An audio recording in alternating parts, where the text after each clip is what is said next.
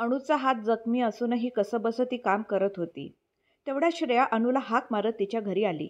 हॉलमध्येच बसून नमकीन खात टीव्ही बघत बसलेली रत्ना आपल्या कर्कश आवाजात विचारते, "कोण आहे?" श्रेया हसत म्हणाली, "नमस्कार आंटी, अणू आहे का? मी तिची मैत्रीण आहे." रत्ना म्हणाली, "ओ, तिची मैत्रीण पण आहे? ती बाहेर भांडी घासत आहे, जाऊन बघ." "काय खरंच? धन्यवाद आंटी. तुम्ही खूप गोड बोलता आणि खूप सुंदर दिसता," श्रेया म्हणाली. रत्ना आपली साडी ठीक करत म्हणाली, "अरे वा बेटा, मला पण आधी लोक असंच म्हणायचे, तू तर चित्रपटातली हिरोईन दिसतेस. पण बघ, मी या माणसाशी लग्न केलं म्हणून अशी झाले, नाहीतर मी आतापर्यंत मोठी हिरोईन झाले असते."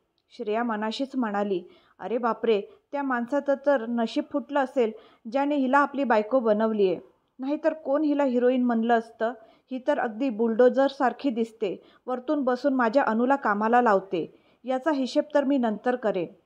मग ती रत्नाला हसत म्हणाली, "ठीक आहे आंटी, मी अनूशी बोलून येते." आणि ती अनूजवळ गेली. तोपर्यंत अनूने 4 टोपल्या भांडी धुवून ठेवली होती. हे सगळं बघून श्रेयाच्या डोळ्यात पाणी आलं. ती तिच्या जवळ जाऊन म्हणाली, "अगं अनू, हे काय चाललंय? तुझ्या हाताला दुखापत झाली आहे ना? तरीही तू इतकं काम करतेस?" अणू आश्चर्याने म्हणाली, "श्रेया, तू इथे? तुला माझं घर कसं कळलं? मी तर तुला माझा पत्ता पण सांगितला नव्हता, तरी कशी आलीस?" "अगं ते नंतर सांगते. आधी सांग, हा काय प्रकार आहे? हे काम तू का करत आहेस?" "मला काय झालंय श्रेया? मी ठीक आहे. हाताची दुखापत पण आता बरी झाली आहे. आणि घरचं काम म्हणजे काय? आपलं काम करणं यात काही चुकीचं आहे?" "तुझी तब्येत ठीक नाही. तुला आराम करायला हवा आणि इथे तू काम करत आहेस. तुझ्या हाताला दुखापत आहे आणि हे माहीत असूनही तुझी आई तुला इतकं काम करायला लावते." "अगं सोड ना श्रेया. चल, तू पहिल्यांदा आमच्या घरी आली आहेस, तर चहा किंवा कॉफी घेऊन जा. मी खूप छान बनवते." "नाही, आधी तू जा, फ्रेश हो आणि कपडे बदलून ये. आपण थोडा वेळ बाहेर जाऊया." अनु घाबरत म्हणाली, "आता कुठे बाहेर? माझी आई मला बाहेर जाऊ देणार नाही." "अगं, मी तिला सांभाळते. तू जा आधी." अनुला वॉशरूममध्ये पाठवून श्रेया रत्नाच्या जवळ बसली आणि स्माईल करत म्हणाली, "आंटी, ही साडी कुठून घेतली? तुम्ही घातली म्हणून साडीची सुंदरता अजूनच वाढली आहे. माझ्या आईसाठी मलाही अशीच साडी घ्यायची आहे." हे ऐकून रत्ना लाजते. अनु येईपर्यंत श्रेया रत्नाला गप्पांमध्ये गुंतवून ठेवते. श्रेया म्हणाली, "बघा ना आंटी, ही अनु माझ्यासोबत पुस्तकं घ्यायला जाण्यासाठी नकार देत आहे. सगळी पुस्तकं हिला माहीत आहेत, मला नाही. जर तुम्ही सांगितलं तर ती माझी मदत करेल, पण ती म्हणते आई परवानगी देणार नाही." रत्ना म्हणाली, "काय खरंच? अनु, इकडे ये." अनु तयार होऊन आली आणि म्हणाली, "काय आई?" रत्ना म्हणाली, "हे काय, तुझी मैत्रीण तुला भेटायला आली आहे आणि तू तिच्यासोबत जात नाही आहेस? तिच्यासोबत जा पुस्तकं घ्यायला, मग लगेच घरी ये." अनुने श्रेयाकडे बघितलं तर श्रेया तिला डोळा मारून हसते. अनुला समजतं की श्रेयाने आईला काहीतरी बोलून पटवलंय. ती म्हणाली, "ठीक आहे आई." श्रेया म्हणाली, "ओके आंटी, आम्हाला यायला थोडा वेळ लागेल, चालेल ना?" रत्ना म्हणाली, "नाही, काही हरकत नाही. ही घरी बसून तरी काय करणार आहे? खाणं पिणं आणि बसणंच ना, घेऊन जा." श्रेया मनातच म्हणाली, "आम्हाला ठाऊक आहे, कोण डुकरासारखं खाऊन पिऊन बसतं." तिने मनातल्या मनात रत्नाला शिव्या घातल्या. ती हसून म्हणाली, "ओके आंटी, थँक्यू." आणि अनुला घेऊन बाहेर निघाली. "आपण कुठे चाललो आहोत श्रेया?" अनुने विचारलं. "तू चल आधी, मग सांगते," श्रेया म्हणाली. ती अनुला गल्लीतल्या टोकाला उभ्या असलेल्या आपल्या कारजवळ घेऊन गेली. समोरचं दार उघडून तिने अनुला बसायला सांगितलं. अनु म्हणाली, "आपण कुठे जातोय ते तरी सांग." "हो, मी तुला किडनॅप करते. आधी तुझं तोंड बघ." श्रेयाने तिला घाबरवलं तर अनु चुपचाप बसली आणि म्हणाली, ठीक आहे." अनुला वाटलं की श्रेया गाडी चालवणार आहे, पण ती जेव्हा व्यवस्थित बसून बघते तर तिच्या शेजारी विक्रम डोळ्यांची पापणी न पाडताही तिच्याकडे बघत बसला होता. विक्रमला पाहताच अनुचे डोळे आश्चर्याने विस्फारले. "सर, तुम्ही?" असं म्हणत तिने श्रेयाकडे वळून पाहिलं. श्रेया मागच्या सीटवर बसून हसत होती. अनुने विचारलं, "श्रेया, आपण कुठे चाललो आहोत?" श्रेया म्हणाली, "अगं आधी गप्प बस, मी तुला व्यवस्थित घरी सोडून देईन." अनु निरागसपणे म्हणाली, "ठीक आहे." पण विक्रमच्या शेजारी बसल्याने तिला भीती वाटत होती. श्रेया म्हणाली, "भैया, मला थोडी शॉपिंग करायची आहे. तुम्ही मला मॉलमध्ये घेऊन जाऊ शकता का?" विक्रम म्हणाला, "नक्कीच." तेव्हा अनु म्हणाली, "शॉपिंगसाठी मी का? श्रेया, तू जा, मी घरी चालले." पण दुर्दैवाने अनुच्या बोलण्याला दोन्ही बहीण भाऊ कानाडोळा करतात. ते आपल्या गप्पांमध्येच मग्न राहतात. अनु उदास होऊन बसते, कारण तिचं बोलणं कोणी ऐकत नव्हतं. विक्रमने ते पाहिलं पण गप्प राहिला. शॉपिंग मॉलजवळ गाडी थांबवून तो म्हणाला, श्रेया तुम्ही जा आत, मी गाडी पार्क करून येतो. श्रेया म्हणाली, ठीक आहे भैया. अनु चल. अनुने मान डोलावली आणि श्रेयासोबत गाडीतून उतरून आत गेली. अनु म्हणाली, बाप रे किती मोठं मॉल आहे हे. श्रेया म्हणाली, का तू कधी अशा मॉलमध्ये आली नाहीस का? हो, मी कधी कधी माझी बहीण वैष्णवीसोबत येते. ती म्हणते की माझी ड्रेसची निवड चांगली आहे आणि जेव्हा ती स्वतःसाठी काही घेते तेव्हा मला सोबत घेऊन जाते, अनुने सांगितलं. त्यावर श्रेया म्हणाली, ओ म्हणजे तुझी एक बहीण पण आहे?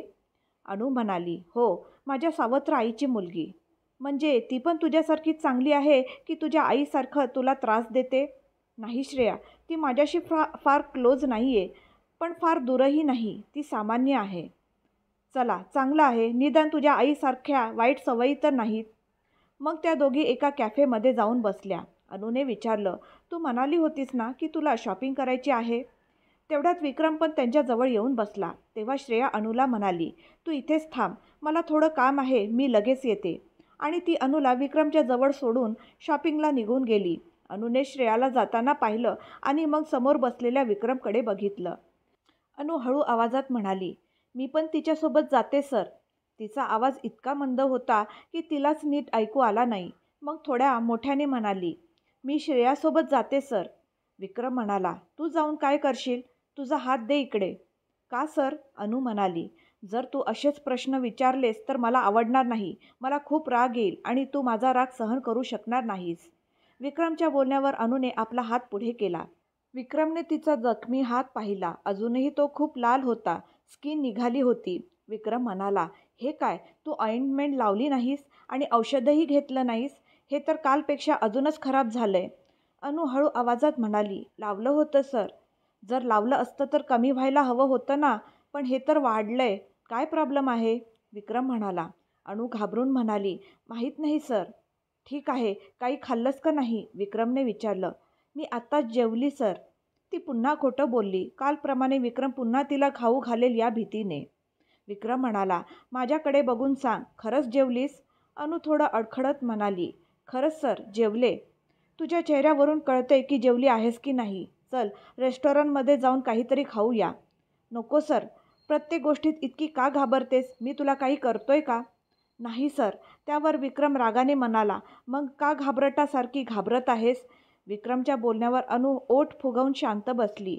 विक्रम मनातच म्हणाला, पुन्हा बघा कसा ओठ फुगवलाय, ही तर माझा जीवच घेऊन टाकेल. तो मोठ्याने म्हणाला, ठीक आहे, निदान कॉफी तरी पिशील ना? अनु विचार करते, जर मी नकार दिला तर परत काहीतरी बोलतील आणि कॉफी पिण्यासाठी तयार होते. विक्रमने 2 कॉफी मागवल्या. 1 कप अनुच्या समोर ठेवला. अनु कॉफी पीत होती आणि मनात म्हणत होती, ही श्रेया कुठं गेली, मला या सरांच्या जवळ सोडून? विक्रमने विचारलं, झालं? अनु म्हणाली, हो सर, झालं. ठीक आहे, चल. असं म्हणून त्याने बिल दिलं. अनु म्हणाली, पण सर, श्रेया येईल ना? तिची शॉपिंग लवकर संपणार नाही, तू चल. असं म्हणत त्याने अनुला हाताने धरून गाडीकडे नेलं. गाडीत बसल्यानंतर विक्रमने तिचा हात घेतला आणि त्यावर ऑइंटमेंट लावू लागला, जी त्याने येण्याआधी घेतली होती. सर, मी घरी जाऊन लावते. तिने हात मागे ओढला. विक्रम म्हणाला, गप्प बस. जेव्हा दुखापत झाली होती तर हात पाण्यात का भिजवलास? माहीत नाही का त्याने हे आणखी वाढेल? आता ही जखम इतकी मोठी झाली आहे, तू कशी सहन करत आहेस? अनु म्हणाली, हे माझ्यासाठी सामान्य आहे सर. विक्रम म्हणाला, कसलं सामान्य? होईल सर ठीक. अनु आपला हात मागे घेत म्हणाली. विक्रम शांतपणे म्हणाला, कुठे बाहेर जायचं का? नको सर. अरे, मी तुला कुठे उचलून नेत नाहीये, फक्त विचारतोय. नाही, मी घरी जाईन. घरी जाऊन काय करशील? हाताला दुखापत आहे आणि हाताने कुठलं काम करणंही अवघड जाईल. मी काही नाही करणार सर. हिला नीट समजावून सांगितल्याशिवाय काही समजणार नाही. विक्रम मनातच म्हणाला, त्या बिचाऱ्याला फक्त तिच्यासोबत थोडा वेळ घालवायचा होता, पण हिला फक्त घरी जायचंय. जसं एखाद्या नर्सरीतलं मूल शाळेतून घरी जायला रडतो तसं. मग विक्रमच्या मनात आलं, जर मी जास्त उघड झालो तर ही मुलगी घाबरून पळून जाईल आणि पुन्हा कदाचित माझं तोंडही बघणार नाही. हा विचार करून त्याने स्टेअरिंगवर बोट फिरवायला सुरुवात केली. सर, श्रेया अजून आली नाही, अनुने विचारलं. विक्रम म्हणाला, तुला अजून काही काम नाही का? नाही, फक्त वाटत होतं की जर श्रेया आली तर मी घरी जाईन.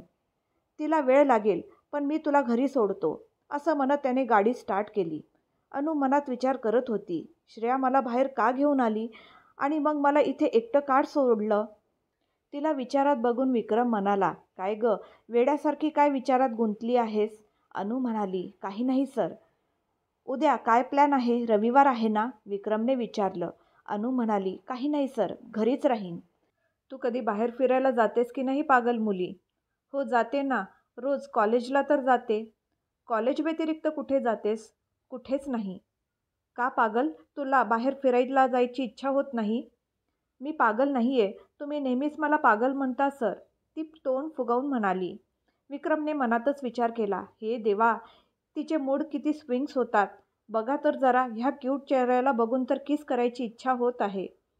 तू माझी क्यूट पागल आहेस. अजून काही नाही, विक्रम हसत म्हणाला. मी काही पागल नाही आहे. अरे, आधीच मी स्वतःला खूप कंट्रोल करून ठेवलंय. हा चेहरा असा नको बनवूस. विक्रम खोल श्वास घेत म्हणाला. आता मी काय केलं जे तुम्ही एवढे सिरियस होताय? अनुच्या डोळ्यात हलकंसं पाणी आलं. अरे, मी कुठे सिरियस झालोय? विक्रमनं गोंधळून विचारलं. नाही, तुम्ही माझ्यावर रागवताय. सांगा ना, तुम्ही इथे का आलात? मला बाहेर का बोलावलं?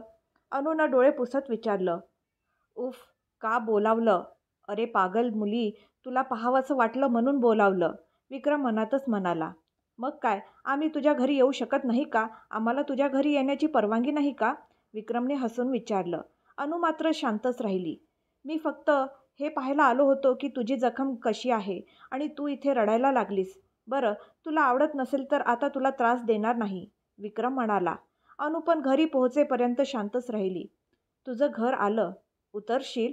विक्रमनं विचारलं. हो, चालले, असं म्हणत तिनं दरवाजा उघडण्याचा प्रयत्न केला. 1 मिनिट थांब पागल, विक्रम म्हणाला. जसं विक्रमनं तिला पुन्हा पागल म्हटलं, अनुनं खालचा ओठ बाहेर काढून रागाने त्याच्याकडे पाहिलं. हाय, एक दिवस ही मुलगी आपल्या क्यूटनेसने मला ठारच करेल, विक्रम मनाशी म्हणाला. चल, आता घरी जाऊन आराम कर, समजलीस? सोमवारी कॉलेजला येशील तोवर जखम बरी व्हायला हवी. या हातानं उगाच जड काम केलंस तर अजून दुखेल, विक्रमनं समजावत सांगितलं. सोमवारी कॉलेजला येशील तोवर जखम बरी झाली पाहिजे, नाहीतर बघ, विक्रमनं तिला चेतावणी दिली. जर ठीक नाही झाली तर काय कराल? अनुने हलकंसं हसत विचारलं. तू नीट राहिलीस तर जखमही लवकर बरी होईल. मला तर वाटतं तुझ्या नाटकबाजीतूनच ही वाढली आहे. आता जरा काळजी घे, असं म्हणून विक्रम निघून गेला. अगदी विचित्र माणूस आहे, सतत बोलतच राहतो.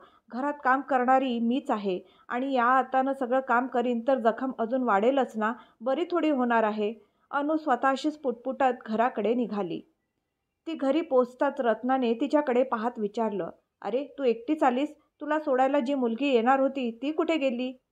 तिला उशीर होत होता, म्हणून तिनं मला घरी सोडलं आणि ती स्वतःच्या घरी गेली आई, अनुने सांगितलं.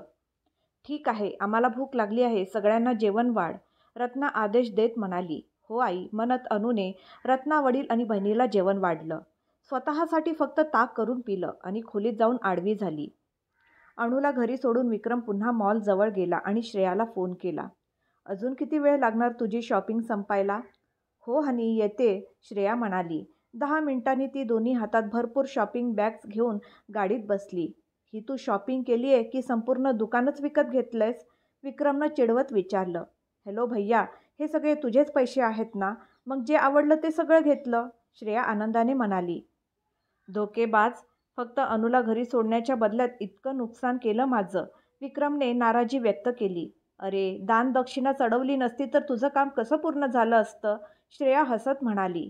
ओ महान देवी, तू कुठली देवता आहेस का ज्याला दक्षिणा द्यावी लागेल, विक्रमनं हसत विचारलं. अरे, थोड्या वेळापूर्वी तर माझ्या पायाशी पडून विनवण्या करत होतास, श्रेया डोळे फिरवत म्हणाली. हो, आणि तो माझा मूर्खपणा होता. तू एवढ्या सहज पिघलणाऱ्यातली नाही आहेस, विक्रम म्हणाला.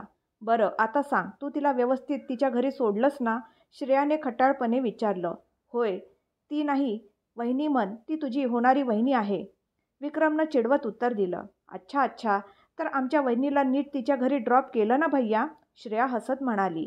हो, आत्ताच तिला घरी सोडलं आणि तुझ्यासाठी आलो इथे, विक्रम म्हणाला. बरं, तर घरी काय करत होती आमची वहिनी, श्रेयाने चेष्टेत विचारलं. विक्रम काही बोलला नाही, पण श्रेया म्हणाली. आमची वहिनी खूपच भोळी आहे, तुझ्यासारखी नाही. हो, अशा मुली लग्नानंतर नवऱ्याला नाचवतात, विक्रमने मजाकमध्ये म्हटलं. अरे वा भैया, तुला तर तुझं भविष्य आधीच दिसतंय, श्रेया हसत म्हणाली. ते सोड, पण तिच्या घरी कोण कोण आहे, विक्रमनं विचारलं. अरे भैया, अनुने सांगितलं होतं ना, तिची आई नाहीये. तिच्या बाबांनी दुसरं लग्न केलंय. त्यांची मुलगी म्हणजे अनुची सावत्र बहीण आहे. मी तिच्या घरी पोहोचले तेव्हा तिची सावत्र आई आरामात बसली होती आणि अनुच्या हातून सगळं काम करून घेत होती. बिचारीला हाताला जखम असूनही ती शांतपणे सगळं काम करत होती, श्रेयाने दुःखी होत सांगितलं. आणि भैया, तुला तर माहीतच आहे की सावत्र आई कशा असतात. अनुची परिस्थितीही तशीच आहे. स्वतःच्याच घरात ती मोलकरीणसारखी राहते. घरातलं सगळं काम, जेवण बनवणं, घर चालवणं सगळं तीच करते. बाकी लोक फक्त बसून खातात. अनुचे बाबा काही करू शकत नाही. काही करण्याचा प्रयत्न केला तर त्यांची बायको त्यांना थांबवते. कमीत कमी कॉलेजला आल्यावर तरी थोडं तिला बरं वाटतं. पण आज तेही मिळालं नाही. घरीच राहिल्यामुळे तिचं काम अजूनच वाढलं, श्रेया म्हणाली. श्रेयाचं बोलणं ऐकून विक्रमचं रक्त खवळलं. त्याला अनुच्या सावत्र आईचा खूप राग येत होता. अखेर ती बाई तिच्याकडून एवढं काम कसं करून घेऊ शकते? मीच तिला घरी थांबायला सांगितलं होतं. असा विचार करून विक्रम दुःखी झाला. दोघं बोलत बोलत घरी परतले. पण विक्रमचं लक्ष मात्र सतत अनुच्या विचारात गुंतलेलं होतं. तिला त्या घरात किती कष्ट घ्यावे लागतात हे आठवून त्याला फार वाईट वाटत होतं. दुसऱ्या दिवशी रविवार असल्यामुळे विक्रमला अनुला भेटण्याची संधी मिळाली नाही. तसंही विक्रम रविवारी नेहमीप्रमाणे मित्रांसोबत पार्टी करण्यासाठी बाहेर जात असे. पण त्या दिवशी तो बाहेर गेला नाही. तो फक्त वाट बघत बसला की वेळ कसा जाईल. मग तो विचार करू लागला, काय झालंय, आज तर दिवस काही केल्या सरकतच नाही. नेहमीसारखंच आहे दिवस, पण आज काय इतका धीम्या गतीने चाललाय. वेळ जात नसल्यामुळे तो परेशान झाला होता. शेवटी विक्रमची प्रतीक्षा संपली. रविवार संपला आणि सोमवारची सकाळ उजाडली. विक्रम सकाळी 7 वाजता उठून कॉलेजला जाण्यासाठी तयार झाला. नाश्ता न करता थेट बाईकवर बसून कॉलेजच्या दिशेने निघाला. तो सर्वप्रथम कॉलेजमध्ये पोहोचला आणि मनात विचार करू लागला, अजून कोणी आलं नाही का? पण लगेच स्वतःला समजावलं, काही हरकत नाही, तू थोडा लवकर आलायस. आणि नकली स्माईल करत बाईकवर बसून कॉलेजच्या प्रवेशद्वाराकडे बघत राहिला. हळूहळू सगळे येऊ लागले, पण अनु आली नाही म्हणून विक्रम विचार करू लागला, आजही ती कॉलेजला येणार नाही का? तेवढ्यात त्याने अनुला पाहिलं. ती गडद हिरव्या रंगाचा चुडीदार आणि पिवळ्या रंगाची ओढणी घालून हळूहळू चालत येत होती. अनुला पाहून विक्रमच्या मनात आलं, उफ, ही किती सुंदर दिसते. मग त्याने अनुला हाक मारली, ए पागल. पागल हा शब्द ऐकून अनुच्या चेहऱ्यावरचं हसू उतरलं आणि तिने विक्रमकडे पाहिलं. विक्रमने तिला जवळ बोलावलं. अनु शांतपणे विक्रम समोर येऊन उभी राहिली. विक्रम म्हणाला, तुला सिनियरला गुड मॉर्निंग म्हणायची सवय नाही का? अनु लगेच विक्रमला गुड मॉर्निंग सर म्हणाली. विक्रम म्हणाला, म्हणजे न सांगता तू बोलणार नाहीस का? बरं सांग, शनिवारी कॉलेजला का आली नाहीस? अनु थोडी चकित होत म्हणाली, सर, आपणच तर म्हणाला होतात की घरी आराम कर. विक्रमने डोळे फिरवत म्हटलं, मी तुला 100 गोष्टी सांगतो तर त्या सगळ्या तू करणार आहेस का? अनुला काय उत्तर द्यावं कळेना. ती आपली बॅग मुरडत शांत उभी राहिली. विक्रम म्हणाला, आणि ऐक, पुढच्या वेळी जर कॉलेज बंक केलंस ना तर केस कापून टाकीन, समजलीस? अनुने नजर वर करून विक्रमकडे पाहिलं. तसं तिचं पाहणं बघून विक्रमच्या मनात आलं, उफ, ही काय मला जगू देणार नाही. अशा डोळ्यांना बघून कुणी परत कसं येणार? मग तो म्हणाला, मी काय सांगितलं ते समजलं का? अनुने हलकेच हो मध्ये मान हलवली. डोकं हलवू नको, उत्तर दे, विक्रमनं कडक आवाजात सांगितलं. अनु म्हणाली, मी पुन्हा कधीच कॉलेज बंक करणार नाही, रोज कॉलेजला येईन. विक्रम हसत म्हणाला, गुड गर्ल, काही खाल्लं की नाही? अनु म्हणाली, हो खाल्लं सर. ठीक आहे, आता क्लासमध्ये जा आणि नीट अभ्यास कर, विक्रम म्हणाला. ठीक आहे सर, असं म्हणत अनु क्लासकडे निघून गेली. पण त्या दोघांना बघून कोणाचा तरी जळफळाट होत होता आणि ती होती निशा. विक्रम आणि अनुला बोलताना बघून निशा चिडली. तिने हातात धरलेला मोबाईल घट्ट पकडला. ही मुलगी विक्रमशी काय बोलत आहे?